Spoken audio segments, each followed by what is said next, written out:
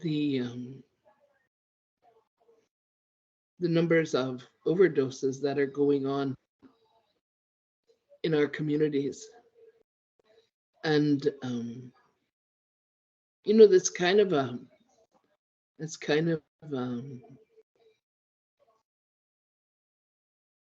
hard question to to wrap my mind around, because the truth of it is that by the time there's an overdose issue to deal with, there has been a lot of dosing going on. And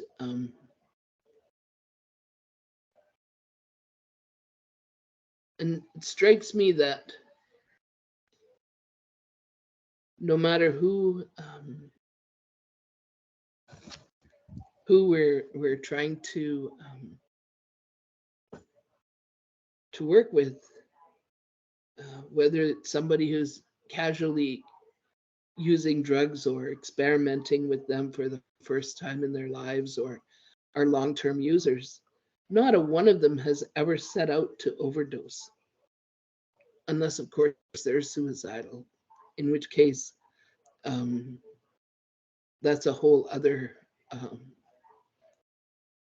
set of issues to deal with, although they are quite often linked in terms of how did we come to be in this state. And in thinking about it, a lot of things come to my mind. One of my really bad habits is always to go to the solution before I really think about what's the full scope of the problem, right? Like what all are we dealing with here? And that is also a condition that many helpers find themselves in, because a helper wants to do something. They want to do something that has a result that is good for the person they're trying to help. And we may be able to deal with that thing that's going on right there in that moment. But in fact, the problem is going to repeat itself. It's going to keep coming forward. And maybe it's going to have a different set of clothes on, but it's going to be the same problem. And so to my mind, we really do have to consider the full scope and nature of the problem that we're trying to address. And in many ways, all of society, whether we're talking about Indigenous peoples across the country, or we're talking about all Canadians and all of our communities, there are some aspects of this problem that happens in Indigenous communities that are common issues for all of Canadian communities, like all of the people. However,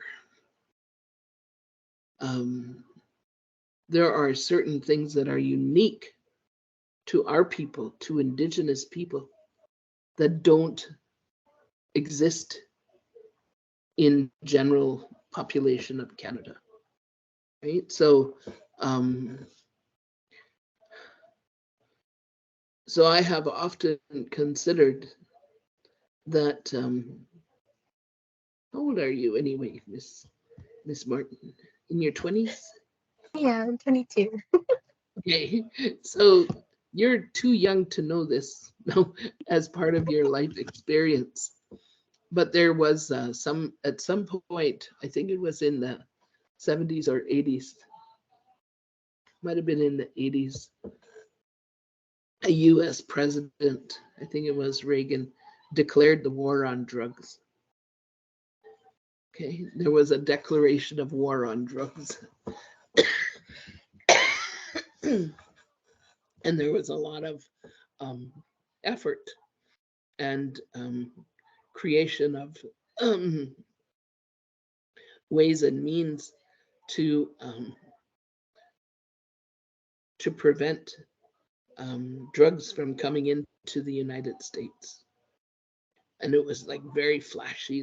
There was, you'd see these big paramilitary teams of people, alcohol, tobacco, and firearms people, and the military-looking clothes that they had. Like they were just like to the nines, man. They had big guns and they could stop anything except the drugs.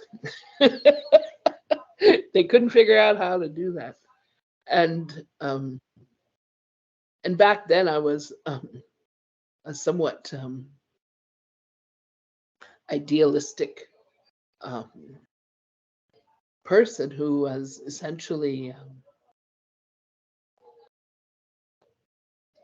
working in my community, because in the 70s I lost a younger brother to drugs and alcohol, and the combination of those two things, and it was, like to this day, people think, oh, that was just pot he was smoking, and it was just beer he was drinking. It's supposed to be the safest kind of mind changers that you can come across. But in my younger brother's case, he was perfectly capable of overusing both of those things. And on one of those times, there he was surrounded by family and friends, and him and his buddies were all having the good party. And so apparently he must have gotten tired at some point, because pot can make you very sleepy. So can beer. So anyway, I guess at some point, and it was summertime, he got very tired, and so he left the party, and he went to this empty house, and he went to sleep in there, and he must have vomited in the night, and he died from inhaling the vomit into his lungs. And he was 17. And at the time I was living in Sudbury, and I guess it took them about a week to find his body. And I was informed, and I went home and heard this story about this party that had gone on all day that time when the last he'd been seen. And this is what happened to my younger brother. And it's not to say that was like right out of the blue. I mean, when he was much younger, a few years younger, he would, he was about 13 or 14, he would drink alcohol to the point of blackouts. And he would do something like he would drink until he blacked out. Then during his blackout period, he would go and break into pawn shops and steal things. So he kept getting arrested. So being arrested a few times, they finally put him in what was back then called a juvenile delinquents facility. And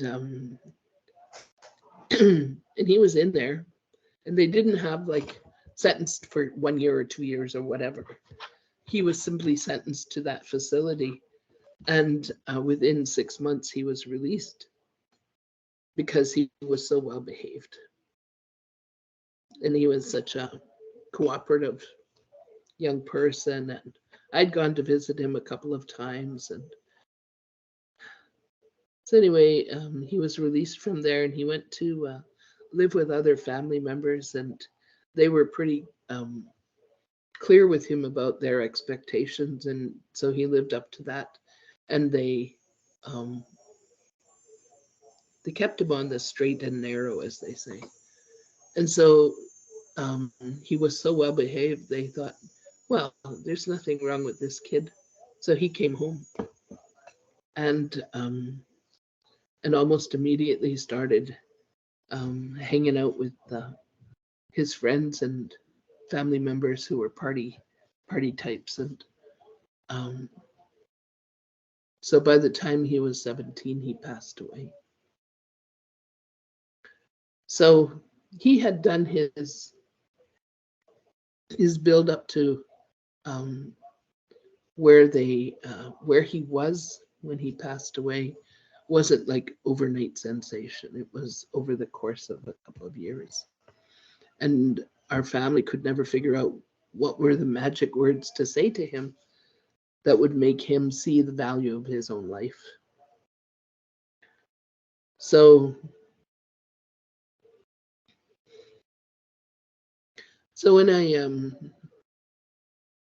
when I had to confront this reality of my younger brother um, having died,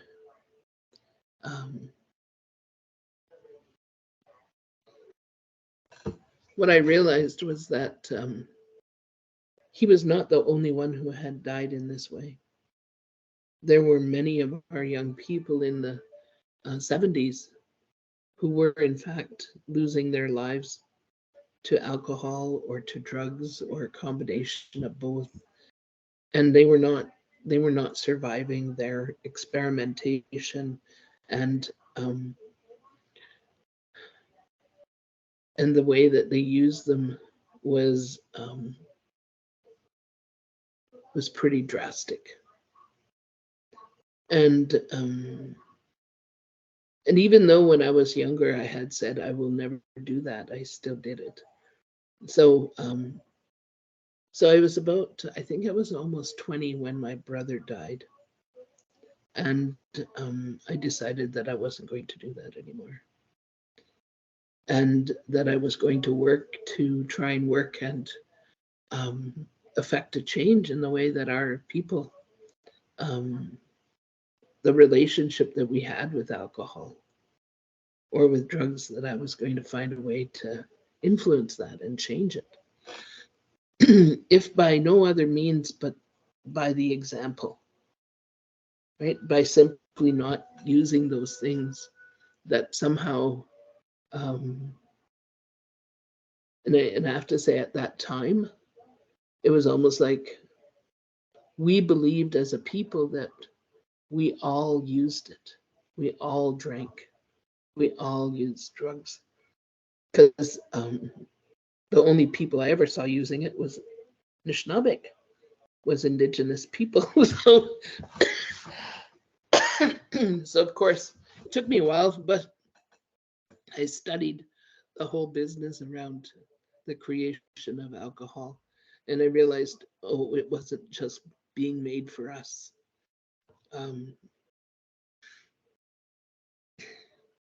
But our way of using it was very different. It was rather different from the way Canadian society or population in general would use alcohol. Was very different from the way that we did. I became aware that in Canada, which I thought was a different place in my mind, in Canada, Canadians might buy they might buy some alcohol and take it home. But that didn't mean they drank the whole thing. It might sit in their house for weeks right? Like that one purchase might last them a long time. Well, in Indian country, if you bought a case of beer, it was gone by midnight. Otherwise, what was the point of buying it? So, our way of using that was very different. And I tried to figure out, why is it that we would do it so differently? Why would we drink so differently? And that led me to um, talking with um, older people, elders, and traditional teachers, and they used to talk about how how our people had to get permission to leave the reserve, and it was always the men who left the reserve. And they would go to town, and some of them would get together, and they would go to the bootlegger, and whatever they bought from the bootlegger, they had to drink that whole thing down as fast as possible, because if they didn't finish it and a policeman caught them drinking, they would be arrested for drinking, just for having the alcohol. So whether they drank it or not wasn't the issue. It was that they had it. And so they had to drink it all down. And the picture that was planted in my mind was about 3 or 4 guys standing in a circle, just passing a bottle around until it was empty, and then going and buying another one. And they would do that again. Because that lowered the chance for the police to catch them with some alcohol. And if they did catch them with alcohol, they took it away from them, and they'd end up in jail.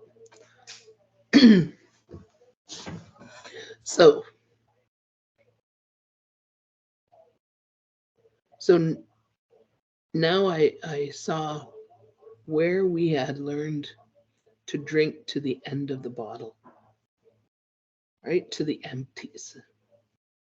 Where did we learn to do that? And because our grandparents drank that way and our parents drank that way, well, guess who else drank that way? We would all drink the same way.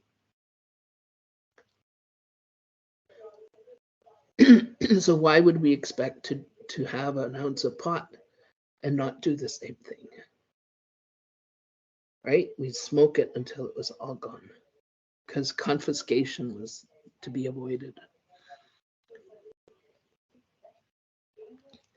So when I say nobody ever sets out to overdose on a substance, that wasn't the intention. To be completely oh, excuse me. The goal was to end up completely blitzed, as the saying goes, right? We wanted to be outside of our thinking mind. We wanted to be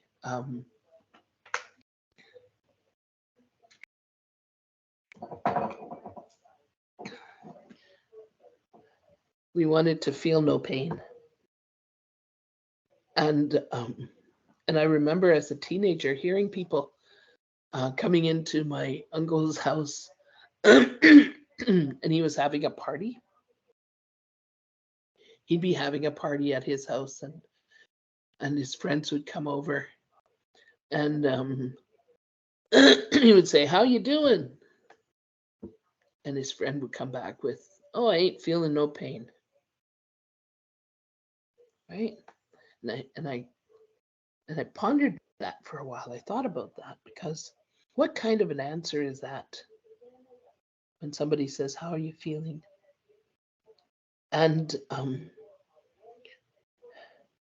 when somebody says, "I ain't feeling no pain," what that implies is that they were in pain before. At one point they were in pain, and now they weren't.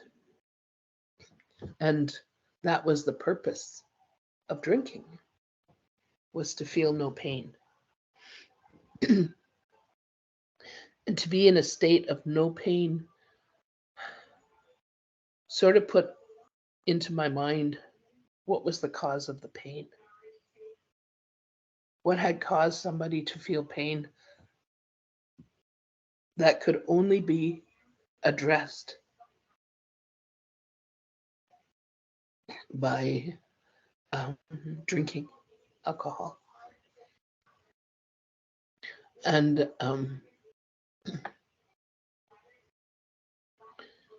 so thinking about it, I began to think about what it must have been like for those men to have to go and ask somebody for permission to leave their home territory and to walk into their treaty territories. Because our reservations were smack dab in the middle of the lands that we had agreed to share with England and Canada. And we weren't allowed to go there. We were restricted, prohibited from walking through these territories that we had agreed to share with these people who needed a place to live. And to me, that seems like a very unnatural thing, to be barred from walking on your own land.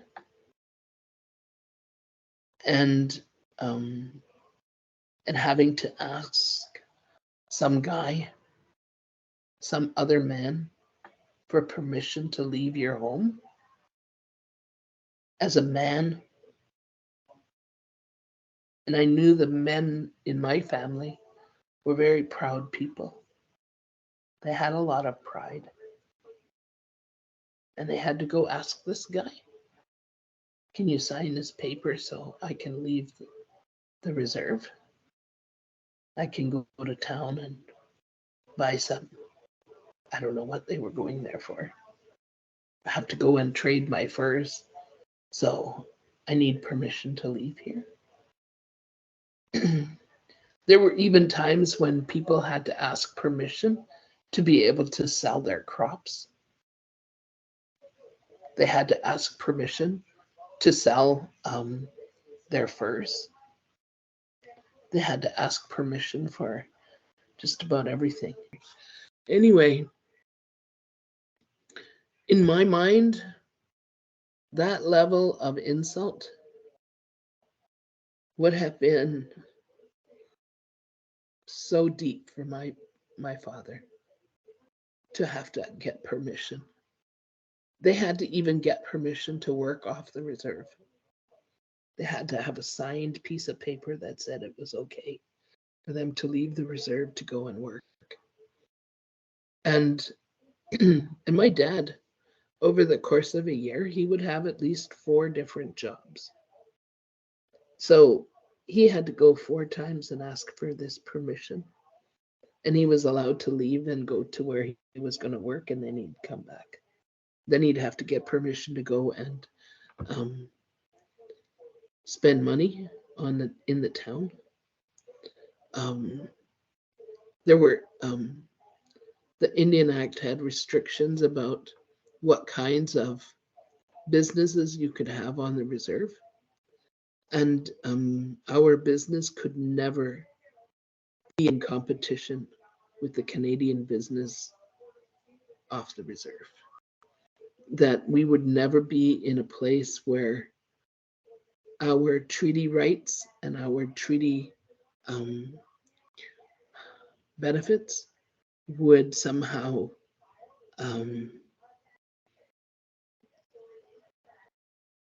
put us in competition with the Canadian. So there were all kinds of things that went into this whole business. But our reality as a people was very tied to this Indian Act and the relationship with Indian agents and with the laws of the province and of Canada um, were very much through the filter of the Indian Act. So um, so to me, all of those things got tied in together because it created an environment, an oppressive environment for all of the people who lived under the conditions of the Indian Act and tried to raise their children in that. And we like if our people were arrested for whatever reason, sometimes it was always like you were allowed to be off the reserve between daybreak and dusk. If you were found in town after dark, you could get arrested. It was pretty simple. So you could be arrested, but you couldn't go to court because we were not eligible for bail. The only way you could get out of jail was if the Indian agent came and signed you out. You know how they get young offenders out of police custody these days? Parent has to come and sign them out and agree to, show up in court with them and take care of them and keep an eye on them and keep them in family jail. That's how our relatives were treated in that system. The Indian agent would guarantee that these people were not going to come back to town and get drunk again or stay too late or whatever. And so so our relationship with Canada was not the best. We were not considered to be Canadians. And so we didn't have a legal right to be on the Canadian lands. Basically, we were foreign visitors in Canadian communities. And and that was the way it was until the late 50s and early 60s. And before that, before the 60s, there were signs in many places where it was no dogs, no drunks, no Indians. And so those were businesses in towns right across the country would post these signs in their windows to say Indians couldn't come in there. And so in Canada, Indian is a legal term. To this day, it's a legal terminology. Because I'm a descendant of a treaty signing people, I'm an Indian, right? And I was identified as an Indian at birth, right? And so right across the country, Indians who were subject to the Indian Act were a very specific group of people. We were supposed to stay on the reserve.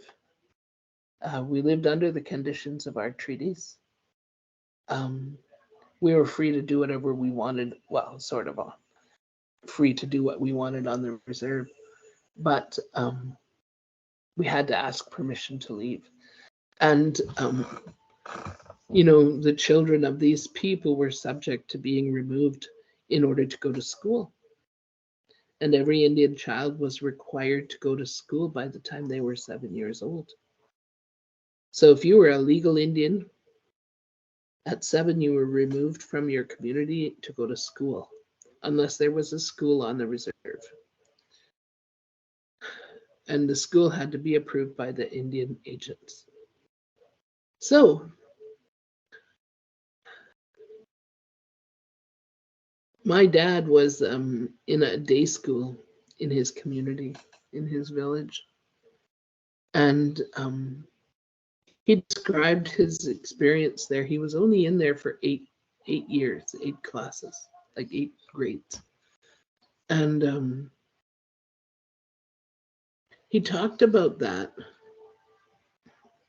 and about the beatings that he would get almost every day, and that it was nuns and priests who did the teaching in those schools. And he had no great love for the Catholic Church. He didn't like them very much. He didn't like them at all, actually. And he talked about them and what they would do.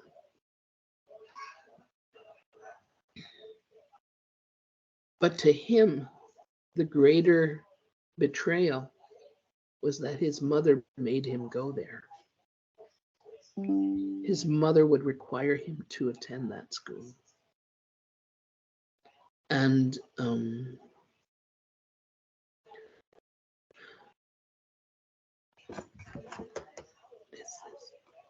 getting okay. His mother would require him to go to the school, and she would make him go, along with all of his siblings. But for him,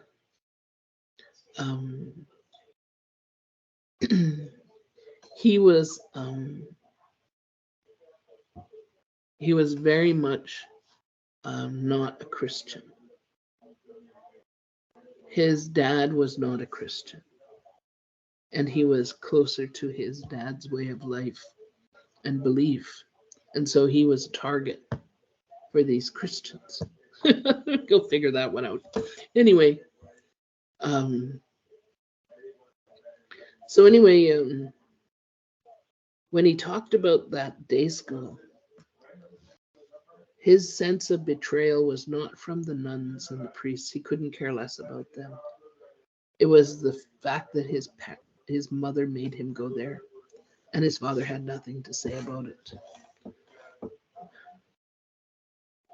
So, in that requirement for 7-year-olds to go to school, there was also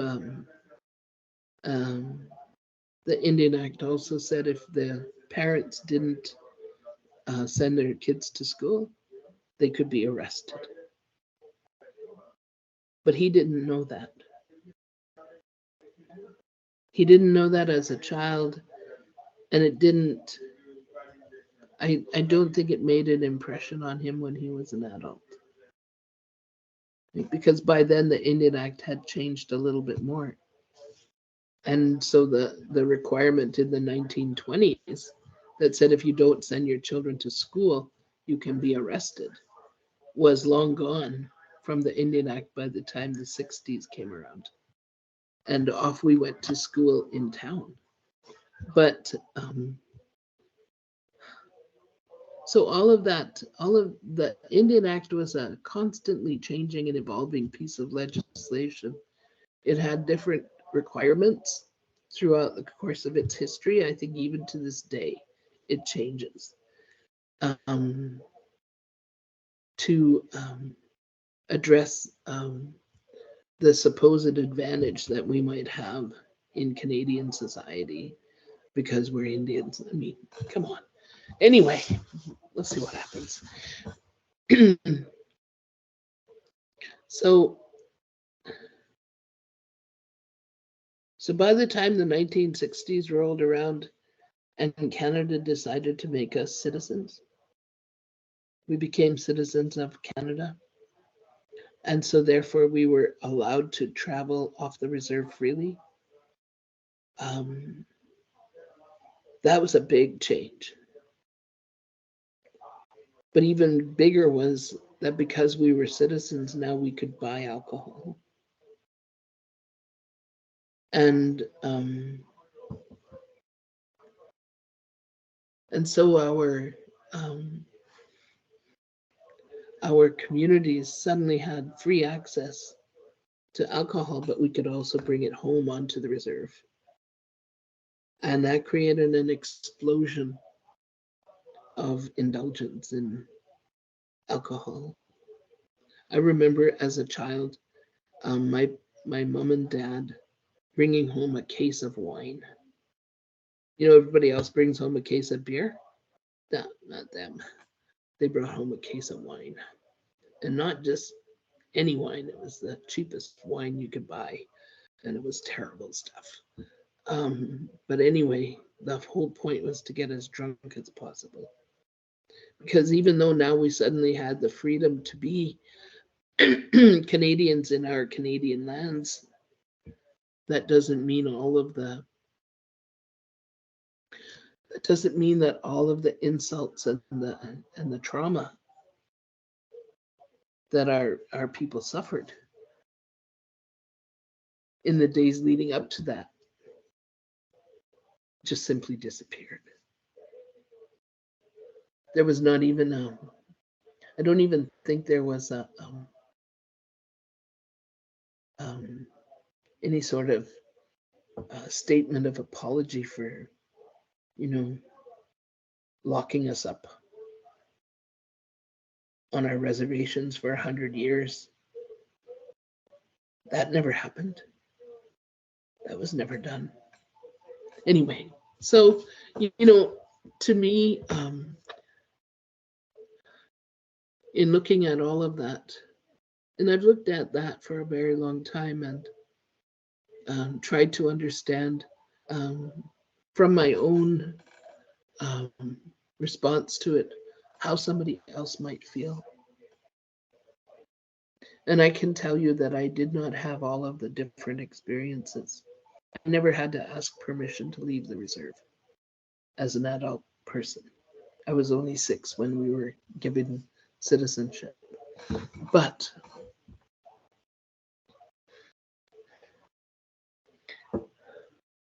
when I think about my ancestors, my parents and grandparents, what kind of people they were, how much they loved life and um, worked so hard, and you know they would laugh so hard about silly things, and um, they thought everything they needed in life they already had it. How much it must have hurt them and insulted them to have to ask permission to travel on their own lands. I think you know, because I don't know anything about it, I would have said, I'm never going to leave the res. Because, you know, I can make statements like that because I never had to make the decision. Anyway, so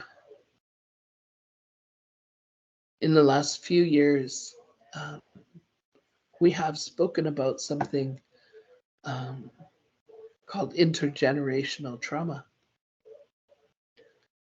and historical trauma, childhood trauma.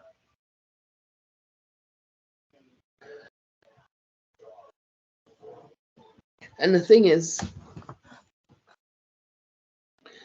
that becomes a common experience.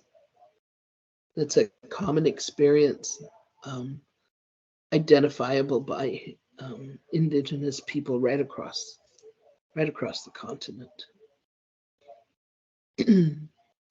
The specifics may be different in different communities, but I don't know any community that came out unscathed. I don't know any community that didn't find themselves trying to deal with what would be considered a pretty upside down way of living. So, um, so for me, the reality of that common experience And the reality of that is important when we think about the kind of details that occurred, because you know I was I'm a very curious person. I am Bear Clan, and bears are very nosy. Just by their nature, they're nosy creatures. And so I turn things, like I lift up the rock and see what's underneath there, because that's my nature. That's the nature of my clan. It's the nature of me as a person, is I have to know what's underneath. And and so one of the things that I see um,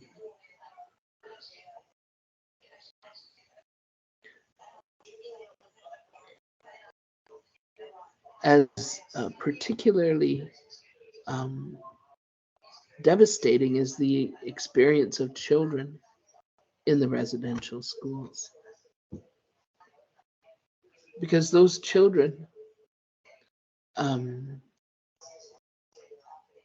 they experienced many forms of abuse. But to me,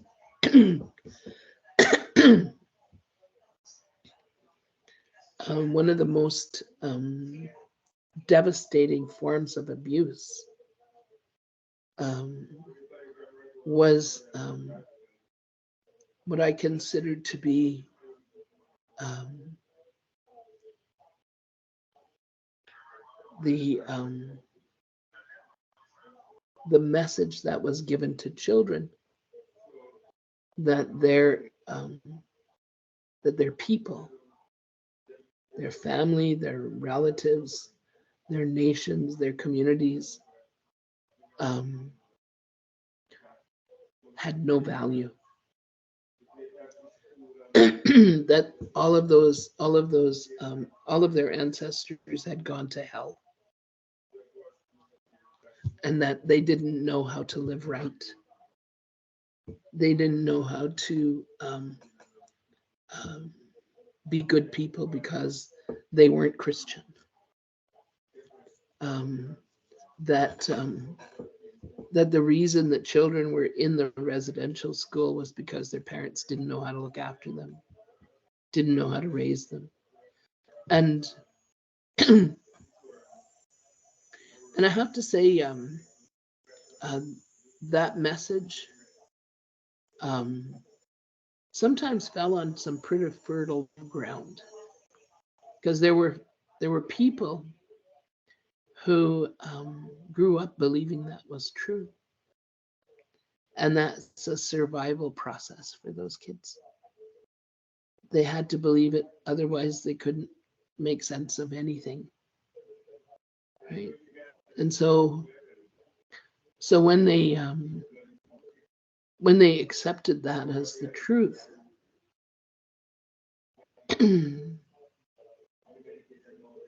it made it possible for them to accept the treatment that they were being given, and to believe that there was something wrong with them. That's why they were being beaten and starved. So, there's a tendency in that whole process of reinforcing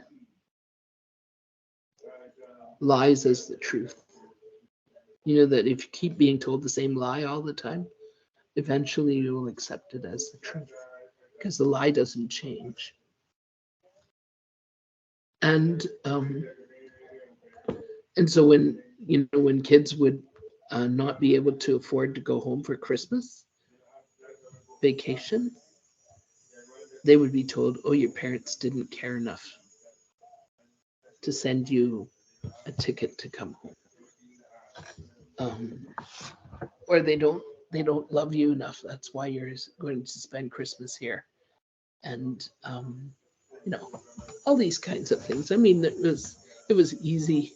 It was such an easy thing to just pass them off as not caring about their own children. Meanwhile, if the parents couldn't prove that they could afford to send their children back to the school, they couldn't take them home in the first place. So, so there were all kinds of ways to, I suppose, sabotage or eliminate the parents as a real aspect of the child's life. And if they couldn't find, like if the parents were out on the land and they couldn't be found in the community, the children weren't allowed to go home for a summer break. It was pretty easy to keep them at the school, and they would be continuing their duties as farm hands and kitchen maids. So I think the most devastating aspect of residential schools. I think there were many devastating aspects. I mean, at every turn there was some way that they could destroy a child's belief system, and this breakdown of trust in their family and in the value of their family. That was probably the most disgusting aspect in my mind. And then having the children lose the capacity or ability to speak their own language and then send them home where they couldn't speak to anybody except to the people who managed to continue speaking English. It is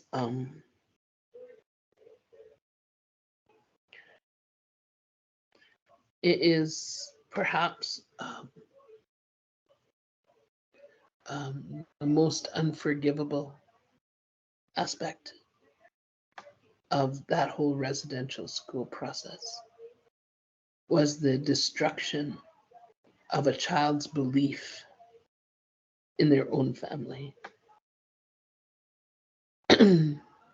And so when these children would be aging out of their residential schools at 16, they'd go home and they would have very little notion or understanding of how it was to live within their own community and their culture, let alone their family. And they wouldn't know how to hunt, how to trap, how to fish, how to do things that were considered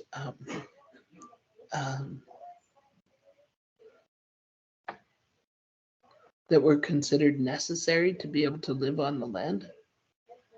So, I can't imagine what it must have been like for a young Cree person heading home from the mush hole, having learned how to grow crops, and then heading home to James Bay and trying to figure out how to grow crops in James Bay area. I mean, that was the Northern Territories. How do you transfer those skills from there all the way up north? To raise pigs and cows, it was like, or chickens, that'd be like impossible. It was completely useless skills. So when they would come home and they wouldn't know how to do anything there, their place in the community structure, they were seen as children. They were seen as children who didn't know how to do anything. And that meant a lot of things. It affected your position or your status within the community, within the family. It affected your marriageability, like whether or not you would be considered a good partner. Like a man who couldn't hunt, how well would he be received as a son-in-law? You know, how would he be viewed? He would be viewed as a child who didn't know how to do anything. If he didn't know how to trap, if he didn't, and a woman who didn't know um, how to skin a beaver and take care of the furs, or how to butcher a moose. She didn't know how to build a house. All of these things, all of these skills that they needed just to live properly in their environment were never taught in those residential schools. And so several generations of young people had to take remedial lessons in life when they finally moved home. And still have to deal with the trauma they had experienced as children. And to be able to accept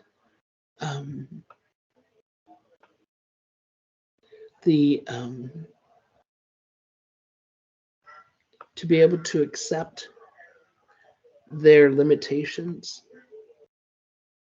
when all they wanted to be was fully accepted in their community. That must have been so devastating to them, you know? So, all of these things, so these were some of the things I was thinking about when I was thinking about how did we get into this state of being? Because that's intergenerational, the trauma that we inherited from our from our um, from the experience of our people who had gone through a lot. Then, of course, there's the experience of trauma that we experience in our own childhoods. Yeah. Um, I never went to residential school. I was never scooped up in the 60s scoop. But that doesn't mean I got off scot-free. I had my fair share of trauma as well. And I've come to think that childhood is in fact the breeding ground of trauma. That very few children ever come through without some form of trauma that they experience individually.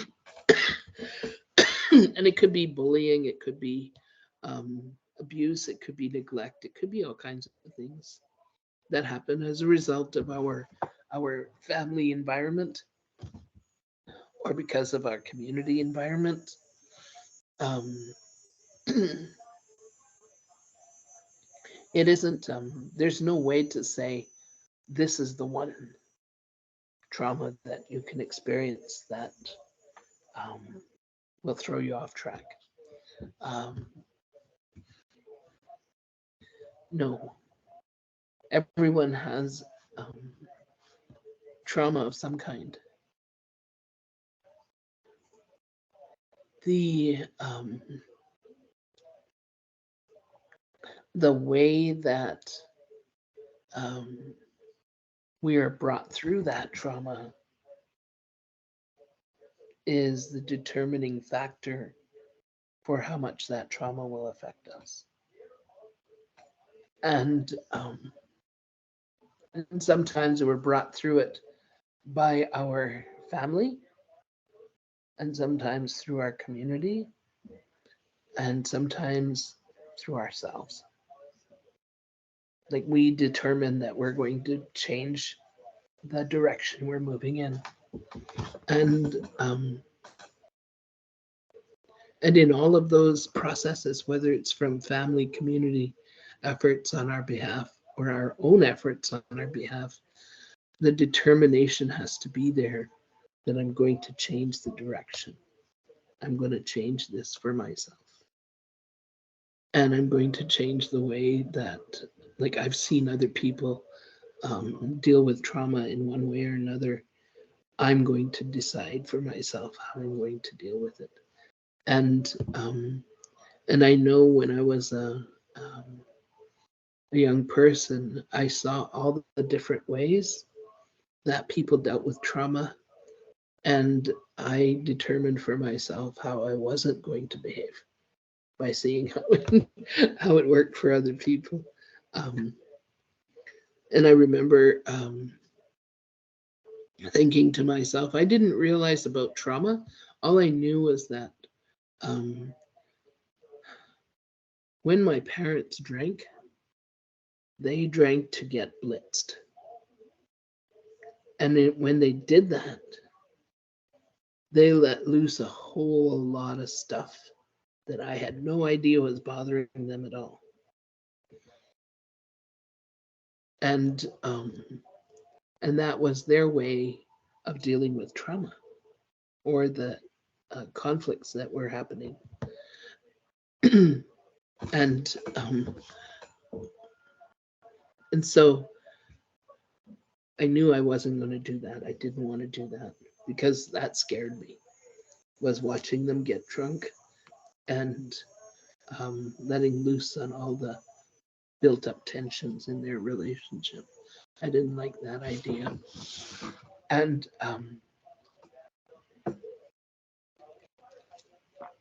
I also saw people who would use alcohol as an excuse for behaving in ways that didn't make any sense. Men and women who would suddenly forget who their actual wife or husband was, and then they would forget to feed their children. They would forget to look after them, and I thought, well, I'm not going to do that.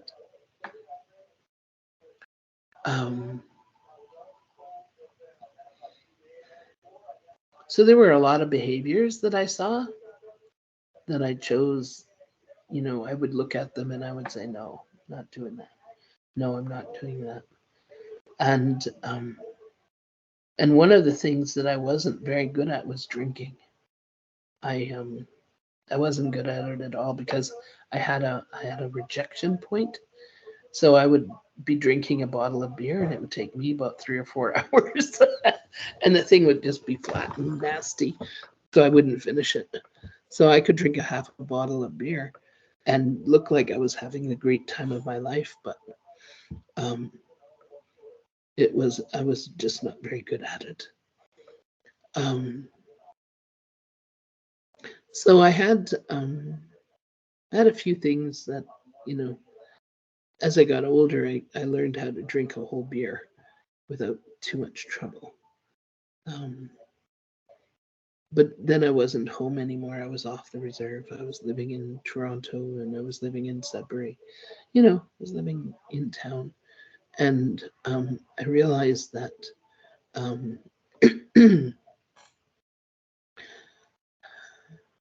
the Indians weren't the only ones who drank. Interesting. But by then I didn't really have a whole lot of desire to be like them at all. So that was okay too. So the thing is that how we choose to medicate and self-medicate has different outcomes for people. And I remember there was a young girl, a young woman, a teenager when I was growing up, who would occasionally be taken to the hospital having taken too many pills. And of course, if there's one thing Nishnabek are good at, it's talking about what somebody else did, right? Like you know. And and so even though I was quite young when she started doing this, um, I moved through my teenage years knowing that there were people who would push the limits on drug intake, not because they liked taking drugs, but because they wanted to die. And so she was suicidal, and her suicidal tendencies were fed by her access to drugs. So, so I knew this was possible. I knew this was a reality for some people, and I knew that I didn't really want to do that. I kind of said, no, that doesn't make any sense to me. Um, I may not like to get into fights, but I'm going to fight for my life.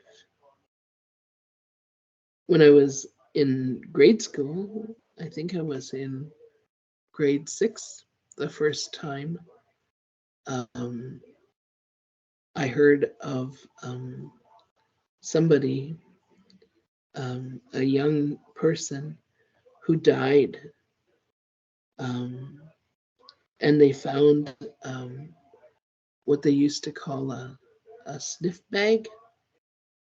And it was what had happened is that he'd been sniffing on this glue that was in a bag. And when he passed out, the glue attached to his nose and mouth, and he died from that. Well, I didn't think that was a particularly um, good way to go. So I agreed I wasn't going to do that. And all of the children in that grade 6 class knew who this kid was, and they knew that he had been doing this. They never realized this could happen until it did. And so that never appeared to me to be a good way to get high. So I never did that. So over the course of time, I have to believe that as a person willing to learn from the behavior of others and the experience of others, I came to a decision about certain things. And I'm not going to set myself up and say, oh, just follow my lead because I learned all these. No, I didn't talk about these things. I just learned from them and moved forward. And and when something didn't work for me, I didn't do it again. That was a part of my nature.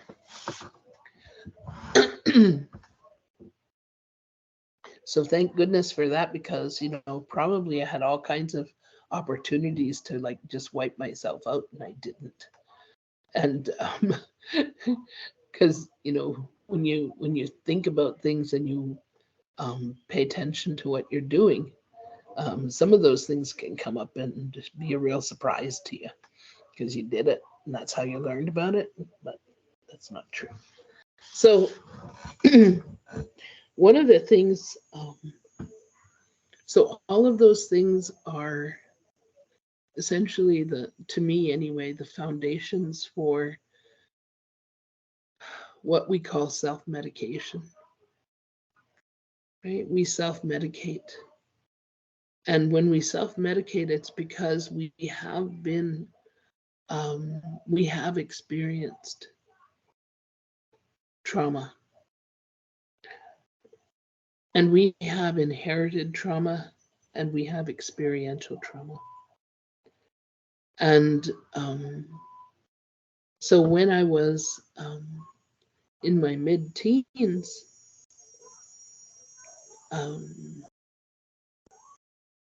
one of the things that I realized was that um, there were a lot of lies told to me by Indian agents as I was growing up. And because of their lies, um, I had to go and find out for myself. And my grandfather, my Mishomis, was my absolute hero and and the most important truth teller I ever knew when I was a kid, because he was fun and he knew how to laugh. And um, and he made sure I understood that not everything I heard in school was the truth,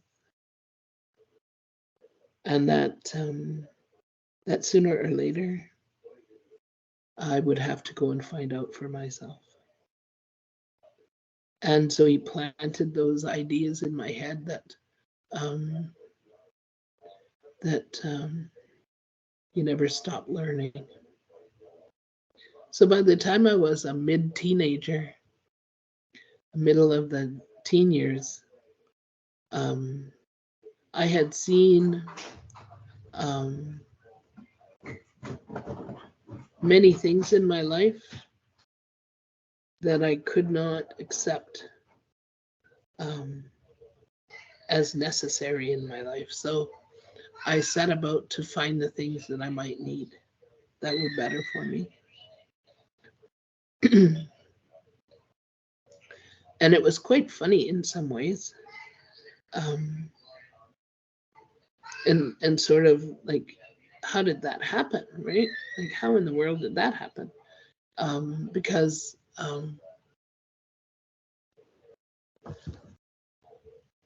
Because it happened that I was extremely lucky as well. um, so when I was 16, um, there was an opportunity presented to me um, to travel with a group of young people um, throughout the prairie provinces, and we were on something called the Native Youth Leadership Program or Project. I never did get the whole thing, but the idea was that all these young people were brought together from across the country, and all these little Indian kids, no, Indian kid, well, not little, we were teenagers, about 16, 17, 18, and we were in a youth leadership project. And the idea was that we would go around and visit different parts of the country and visit with elders and traditional teachers. And we would spend the summer learning something about who we were. And there were about 20 of us. And we were quite possibly, um, well, we were everything from naive to cynical, completely. And so we had a broad range. We had street kids from Vancouver. We had me straight off the res in the residential, well, not a residential school. I was in a boarding school. So, um, so off the res and on my own, and kind of just looking forward to a happy little summer. And I find myself in Saskatchewan with all these other people. Um, there were young people from Northwest Territories who had never been out of the territories. So this was like, you know, a big trip for them. There was a young woman there, a Mi'kmaq woman, and her name was Merry Christmas. Her family name was Christmas, and her family called her Mary. And she thought that was um, I don't know if she thought it was funny or if she thought it was the best name ever, but there you go, Merry Christmas. And she was amazing. And there were Sarsis, and there were Crees and Ojibways galore, Mi'kmaq. Um, Dene people and people from Vancouver. And, it was amazing. All these young people. And we met an old man by the name of Ernest Tatusis from Sweetgrass, Saskatchewan. And he was one of our first contacts of being an elder. Like he was an amazing thinker. Had absolutely no limits or boundaries in his mind about looking at who we were as a people. And he had 10 children, and some of them turned out to be actors. And they became famous actors, by the way. And so, Tatusis was quite the guy. And he was the one who questioned even the notion about what is that? That guy who talked about evolution of man. Anyway, he said he would challenge anybody to say that we were descended from chimpanzees, from apes, because he didn't buy in. He said, I have a creation story. And my creation story tells me I came from the side of the Creator. And I'll go with that. Right? He believed that. And that was the first time I heard that we had a creation story, that we had our own story about how we evolved as a people, how we came to be here. And that really caught my attention because to me, that was the first time I heard a voice from amongst our own people, and he was a Plains Cree, challenging these science people. And then there was a oh goodness, what was he? A doctor of ethnology, and ethnologists pay attention to the development of cultures and people living within those cultures. And he asked us a question. He said, how many of you have been told to speak up? When you're in school, how many of you have been told to speak up? That you couldn't be heard, right? And I was like, oh, yeah, that was true. He said, and he looked at us and he said, you're from the woodlands, you're from the woodlands, you're from the woodlands, and you're from the prairies because you didn't put your hands up. And what he was talking about was that people from the woodlands, we could be loud, but we were encouraged and we were rewarded as children for being quiet, right? Because in our communities, in our society, that necessity to be soft voiced and be able to hear each other in a soft voice meant the difference between our dinner running away in the bush or somebody hearing us when they shouldn't hear us. Right? That quietness was rewarded by survival. Right? Out on the prairies, you can see people for 3 days coming or going. So they didn't need to be quiet. They just needed to be ready to see them, right? And so, here was a professor of ethnology, Zhawanobinaissekwe guy, talking about how our culture contributed to our survival, how it meant that we were able to do things that were good for us. And that countered that message that we were nothing but a bunch of savages. And proved, to me at least, that there was value in the way that we did things. Because as a child, the value of being soft voiced was challenged in the classroom, but rewarded in my home. Right? So I would rather be rewarded in my home than I would be in the classroom. I couldn't care less about those people. They didn't like me anyway. So in that summer of Native Youth Leadership Project or program began this notion that our creation story can tell us much more about who we were than stories from the Bible and stories from European history and from the behavior of Canadians, because it didn't have anything to do with us.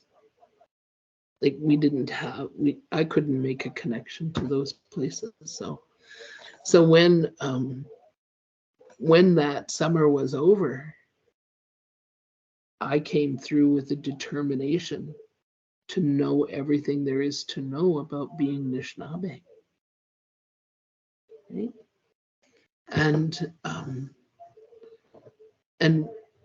And to be able to challenge the colonization that had been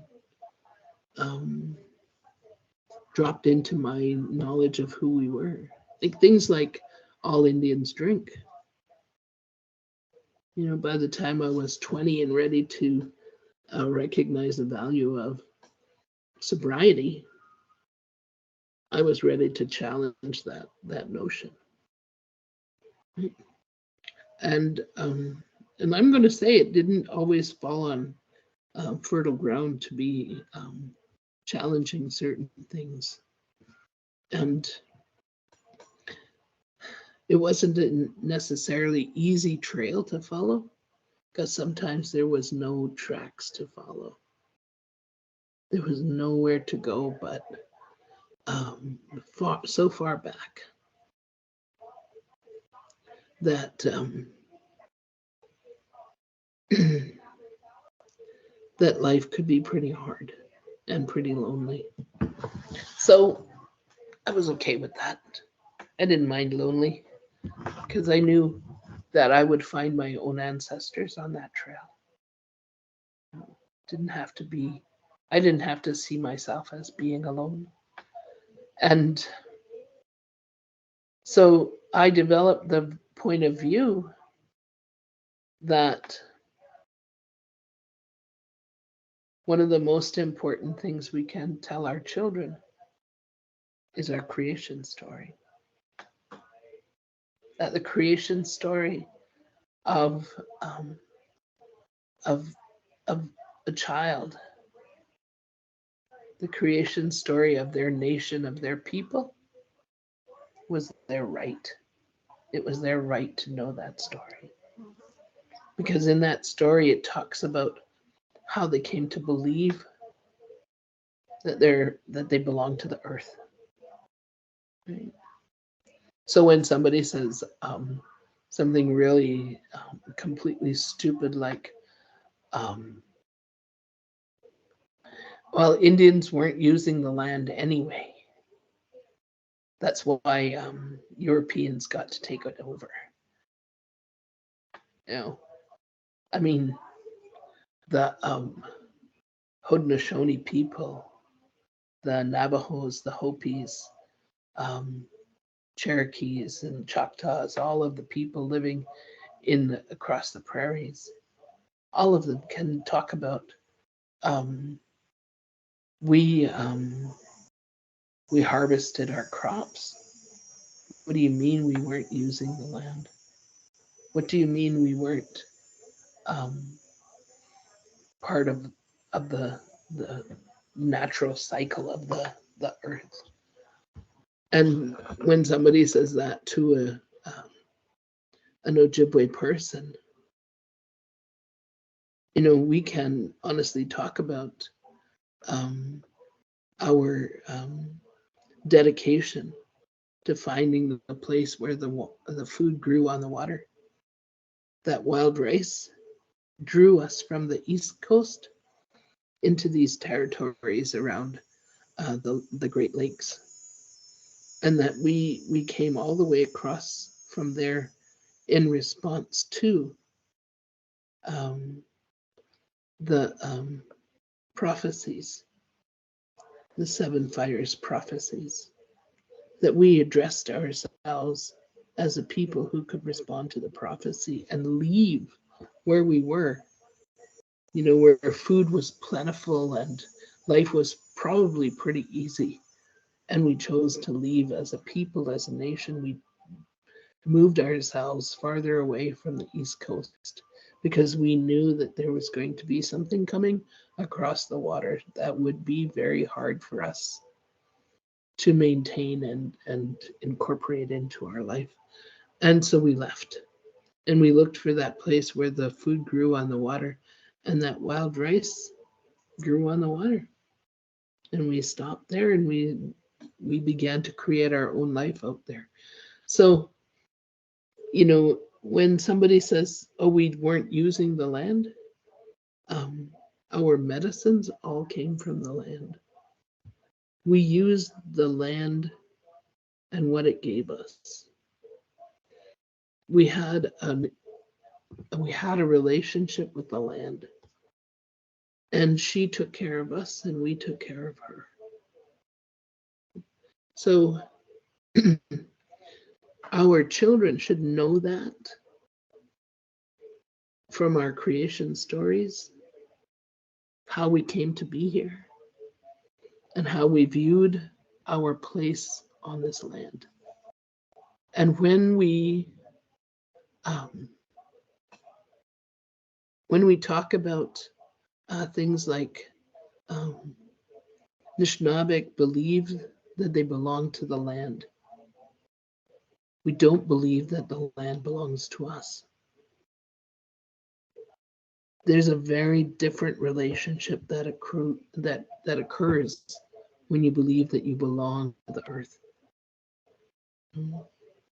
That you take care of it in a very different way. And so when our children are encouraged to know their creation story and to know that story and what it means for them as a people, and how it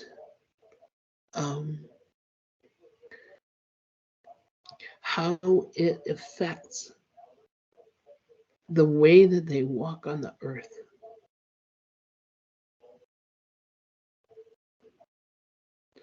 That can tell them how they deal with the trauma that occurs in their lives.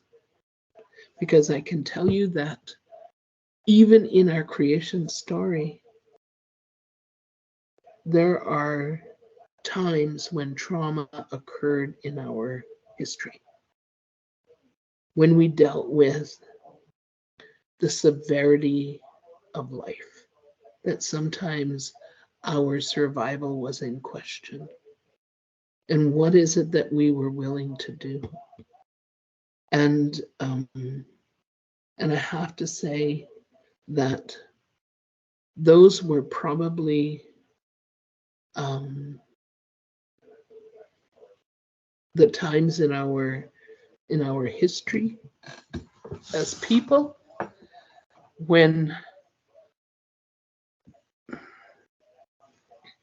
we would work for the hope that we experience every morning when we wake up. I was thinking about that this morning when I was waking up. Um, I was moving out of sleep and into wakefulness, and there's this point just in between there, and I call it the moment of hope. Now, so you're leaving sleep and you're going to wake up. And maybe your biggest hope for that morning time, for that moment in time, is that you're going to get a good cup of coffee. But also, there are times when you're waking up and your hope is that you're going to be able to live through the day in a good way, right? Or that you're going to be able to do something for someone who needs your help. Or that you'll be able to connect with people in a good way. And that moment of hope that we experience every single morning is going to set the tone for us. It's going to set the I call it the magic of life, I guess. To have that beautiful life, that good life that we're looking for, is based on that hope and recognizing that we belong in this life, that we have something to offer each other. And so when we get up and start moving around, we recognize the value of our relationships with other people, and we recognize how important they are to us and how much we care about them, that we love and care about somebody else. That's not a bad thing to have moving you forward, right? So maybe even that cup of coffee, you're going to make 2 cups, one for this person you care about, you know? And so recognizing that we are not alone, and that can have a big effect on how we choose to take care of ourselves through the day. Because if we have meaningful relationships, we have a tendency to pay attention to them and to nurture them, to make them part of how we live our life. So that, in fact, then we go out into the world and we look at what it is that we're doing, and we choose the steps that we take on the basis of, will this add meaning to my life? Right? Is there purpose behind this thing that I'm going to do? And way back when my brother, my younger brother, left this world, I decided at that time that I would try to make my life meaningful, that I would pay attention to the needs of children and youth, and that I would try to learn the things that would help with their recognition of the choices that they could make, that that they would see the value of their life in their family, in their community, to themselves, whatever it was that they had, that they would see that value, and that the only one who could call them back to the Creator's side was the Creator. Simple. The only one who can call you back is the Creator. And the rest of it is recognizing that your spirit loves this life. So everything that you can do to continue the life of our spirit that travels with us throughout life, that's worth doing. It's worth doing. And, that's not to say, oh, everybody has to do things Gertie's way. No, that would be boring. That would be not useful to you, because my life is my life, and everyone has the right, because we have free will, to make those choices that are the best ones for themselves. So when we have the choice to make between doing something that's good for us and doing something that may harm us, I believe we should choose the thing that's good for us, because that's the one we can talk about. Right? When we talk about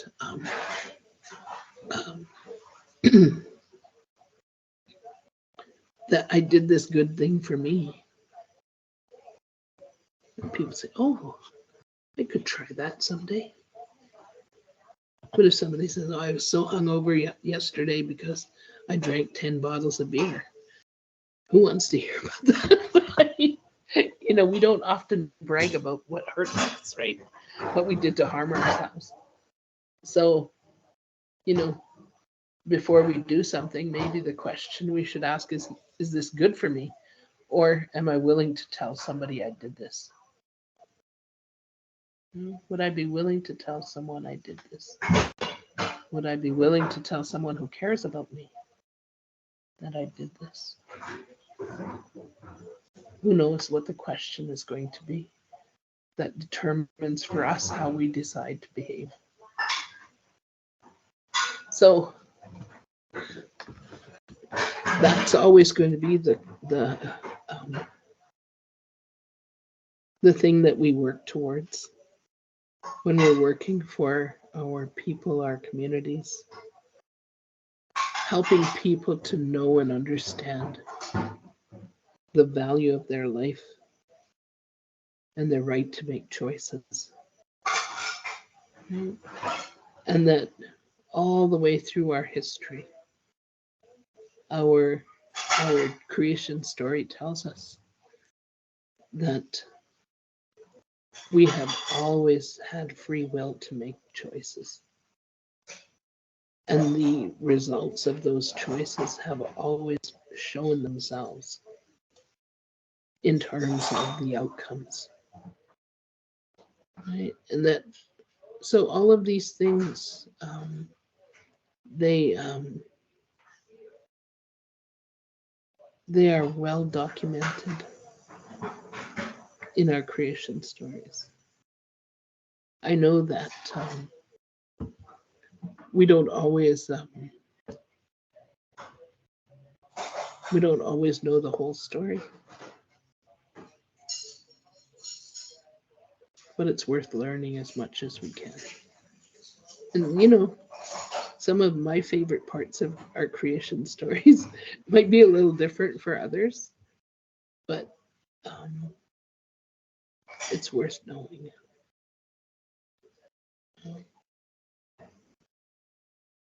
Yeah. To me,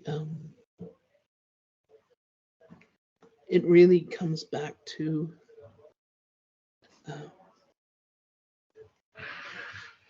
how is it that we came to be here? Who am I? Why am I here? What's my purpose? Yeah. And we can all spend some time doing that, right? Spend some time learning about that.